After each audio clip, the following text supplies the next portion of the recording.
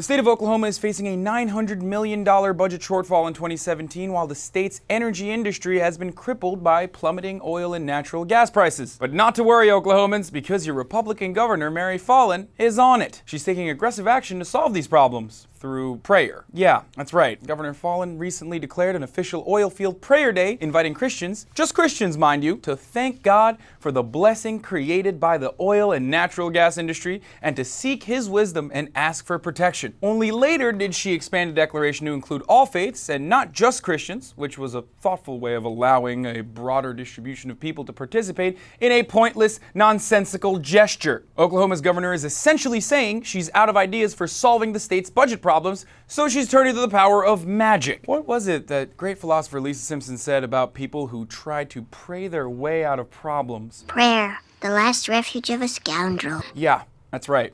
But if Governor Fallin is going to pray, maybe she should pray for a repeal of the tax cuts she pushed through that cost Oklahoma $147 million in revenue and which have led to a full 20% cut in state spending on public schools. And then she might plead for an act of God to close loopholes and increase taxes on people like multi-billionaire Oklahoma oilman Harold Hamm, who made much of his $15 billion fortune from fracking, the same oil extraction method responsible for a massive increase in earthquakes in Oklahoma. Wait, did I forget to mention the earthquakes? Yeah, well, speaking of acts of God, since 2009, roughly when hydraulic fracturing was introduced to Oklahoma, the state has seen, wait for it, a 1,000-fold increase in earthquakes. Maybe God's already trying to send you a message, Governor Fallin. You're just ignoring it. Then again, you should probably be careful what you ask for from God. His political track record is pretty spotty lately. Back in 2012, we heard that he had personally told both Michelle Bachmann and Rick Perry to run for president. We know how well that worked out. Oops. And in 2016, when God had his choice of Republican candidates, Ted Cruz, Ben Carson, Mike Huckabee,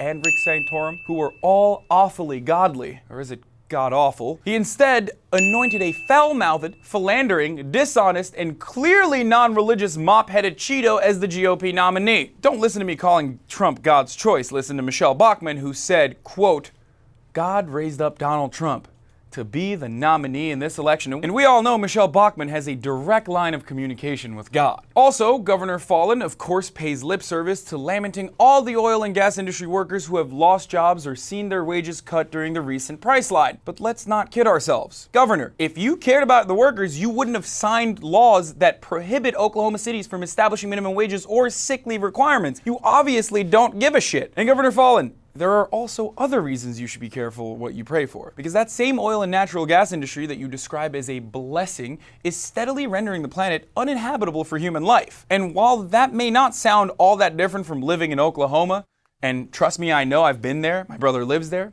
speaking for the rest of us, we'd rather keep our planet the way it is. Thank you very much. Unless we keep turning to elected officials like you, Governor Fallin, we won't have a prayer. I'm Hassan Piker, and this is The Breakdown.